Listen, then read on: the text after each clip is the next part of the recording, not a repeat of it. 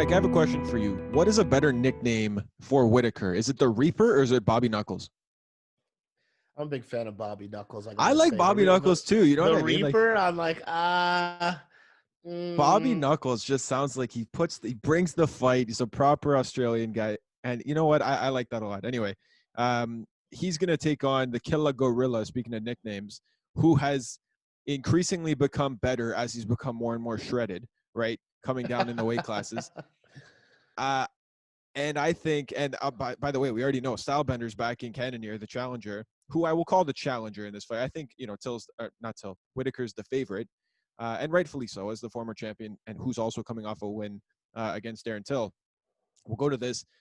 In terms of just standard preview, significance of bout, obviously it's a number one contender fight. So let's go right to the keys to victory. How does Bobby Knuckles win this fight, and then vice versa for the Killa Gorilla? So yeah, this is basically just a striker versus striker matchup for the most part. Obviously, Whitaker's got some wrestling to help set up some of the striking and whatnot. But this is one of the things I want to say right off the rip is Cannonier is quite literally one of the most destructive. I think he is the most destructive striker Whitaker's ever faced. That's including Romero. Like, I think that I'm huge on Jared Cannonier. Like, I'm all in. I'm all the way in on that hype train. For me, it's just there's too much evidence to say this guy's dangerous. Now, let's break this thing down bit by bit, right? Whitaker doesn't have the best chin. Let's be straight up. Now, he has a ton of heart.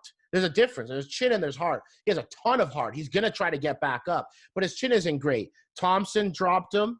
Romero dropped him both times. Hold on. You can't knock a dude for getting dropped by Yoel freaking Romero.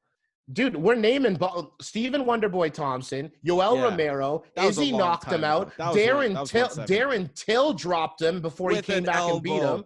He dropped him. Your chin isn't great if you're dropping. We're not disrespecting my boy Bobby Knuckles. His chin is not great if you're dropping in every single one of your last 5 fights. I think it was a wheel kick by Wonder Boy that dropped him, right? Dropped. Wheel kick though.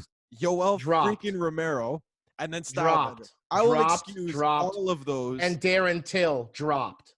Yeah, but only momentarily. He was like staggered, really. You got dropped, bro. You went down. Your butt touched the ground. You didn't get KO'd, but you got dropped. Your chin, that's not great for a chin. Like, you got heart. You got back up. But your chin's not great if your butt's touching the canvas. We start talking about chins, it's like, all right, he's out when he hits the floor, right? Like, for instance, no. Chael Sonnen was up here for promos, but his heart was down here because he would take a shot and just say, all right, I'm out, right? Like, especially towards the end. But when Darren Till cracked him with the elbow, that was a stunning shot, man. Darren Till hit hard with his elbow, and that was a close-range shot. Like, you wouldn't call the Korean Zombie, right, who just fought, and he got stunned by that Ortega elbow. Does he have a weak chin? No, come on. But does he have 5 fights in a row where he has gotten dropped? But he won. He won and came back. He lost against Izzy. He got dropped against Till. My whole point is you're getting dropped by – and then Cannonier's career, he's dropping heavyweights out here. So you're taking that power and you're bringing it down. Like, you can knock – you're telling me this guy was – in another universe, he's fighting Francis Ngannou, but he's going to come out and with the capability of dropping real knuckles on this dude, and you're going to drop that down the middleweight? That's a problem in my mind. That's me. Especially with the more times you get dropped, the more times you go down, the weaker that chin gets. I agree with that. Yes, I agree. As for sure, the more damage your chin takes. But Jesus Christ, I dare anyone to go in 2 wars like that with Yoel Romero and come out with the same. And come out the same. Oh, right? Hell like, nah. You're not going I'm not saying that he, again, I'm not saying he doesn't have heart. He pulled out some close victories in those fights. But you still got dropped, and it takes some mileage off that thing, right? The only thing you can do is try to rest it, which he did for a bit, came against Till, still got dropped, got up and did his thing, got the W, but you still got dropped. And you're facing Cannonier. This is a different level of power. Even more, again, devastating than Yoel Romero in my mind. 100%. The power is scary. And when you're Whitaker, he has to use his wrestling in order to set up his striking with footwork. Because what we've been seeing, especially against Till, he's been blitzing. And if you want to blitz Cannonier, you're in trouble. You are in trouble. Cannonier, for those who aren't as ingratiated, his significant strikes per minute is not extremely high. It's 3.56. But you look at his defense, it's a 51% defense, and then his accuracy is 51% as well. Sorry, his defense is 60%. His accuracy is 51%. So what that tells you with the lack of significant strikes but the high accuracy is he waits for you to come at him and then he counter strikes. Like his striking accuracy and his defensive stats there, he's going to have to use jabs and leg kicks, which he always does, to try to force you to make a mistake and come in, and he's going to counter strike. And if you go look at Cannonier, his last fight against Hermanson, who's also a guy who tried to throw his wrestling in there, he timed a perfect uppercut, kind of a la, I said, the Gaethje has to do on the way in. So if you're going to try to throw that wrestling in there as a means to close the gap, this guy's got impeccable power, obviously, but his timing and his speed are second to none. I think I'm going to go with Izzy. He's predicting Cannonier's going to come out on top. I've also got Cannonier coming out on top. I got Cannonier by a second round KO, straight up KO, not TKO, KO. I like the prediction, but I would never disrespect the former champ like that. Bobby Knuckles brings the fight, and if he's getting dropped and winning in those fights, then that takes the heart that's going to lead him to persevere. Listen, full disclosure, I am not completely sold on Jared Cannonier. I know he's got a style, but this fight would do it, right? Like if he knocked off or knocked out the former champ within the 2 rounds, I would absolutely concede to that. But everything that I've seen of Jared Cannonier has been of massive power. And I think, we'll kind of excuse the Izzy one because Izzy is such a better striker. It's so hard for anybody to really compete with Izzy, right? And he embodies really that Connor quote from a few years ago, right? Which is, what is it? Precision over power, timing over speed, right? That's how I feel Izzy is. And when Izzy cracks you, it's on, especially the way he knocked out Whitaker was incredible. Cannonier is not setting him up like that. And I think from the Romero fight, we can see that Till can absolutely hang with big boys with power, even if he gets dropped. Cannonier is not the same physical specimen on as Yoel Romero is, despite how physically massive he is. But that's not a knock on him, because no one is Yoel Romero. Yoel Romero has biceps on his eyeballs, right? He's just the most jacked man probably in the UFC. And I think that being the former champion and the streak that he went on, I will excuse him for the loss to the champ. I was impressed with his win over the Muay Thai expert that is Darren Till. And I think striking-wise, you're right, he is very, very explosive. I just don't know if, you always say, he's never fought a guy like me. Yeah, but you never fought a guy like him either, right? So, and I think that's the situation right now for Cannonier. I think he's going to realize the massive step up in competition from a hungry and motivated Whitaker and Bobby Knuckles, who I think is just better than he is on the feet. And yeah, you're right. This is probably just going to stay striking. I think he explodes well, but he also mixes it up really well too with his kicks and stuff and his footwork. And I think Cannonier will struggle to time those shots in the same way. And yeah, maybe he does crack them, but I think he pops back up. And in the end, I would say Bobby Knuckles probably takes it in either a decision or a late stoppage from wearing him out. Then again, it's only 3 rounds. Wait, isn't it only 3 rounds? It's 3 rounds. Over 3 rounds, even over 3 rounds. If it was 5 rounds, I'd be right there with you. This is 3 rounds. Yeah, you know what? 3 rounds. That's the major difference for me. Yeah, because then you can sprint for 15 as opposed to pace yourself for 25. Like we haven't seen Cannonier have to go very deep into fights, but this is 3 rounds. He can go 15 minutes, balls to the wall. 25, I'd love to see him in deep waters. That we haven't seen, and that I have absolutely no barometer on.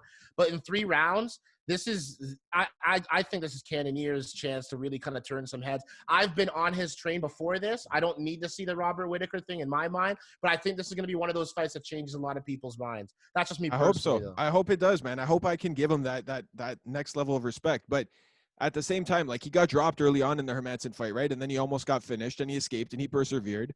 But Hermanson's not the same striker that Bobby Knuckles is. And neither is Darren Till. And I think Darren Till would probably beat Cannonier as well. And so I'm really looking forward to the fight. Yeah, I think there's a lot riding on it for both parties, right?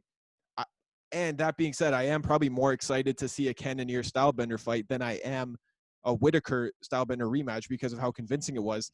I just don't even think that Cannonier will pose that many problems for Stylebender because Stylebender is here. Oh, and everyone else is here, 100%. right? 100%. I don't think Cannonier is going to be any better than Whitaker against Izzy for whatever, no matter what. I just think Izzy's going to beat everybody right now in this division. But I just think in this styles make matchups, and what we've seen from Whitaker's style recently has been a lot of blitzing, a lot of winging shots, and that is not the recipes to success against a counter striker in Cannonier. I think Cannonier is definitely one of those guys who's got that superlative type of power, this isn't Paulo Costa hoping and praying and swinging for the fences though.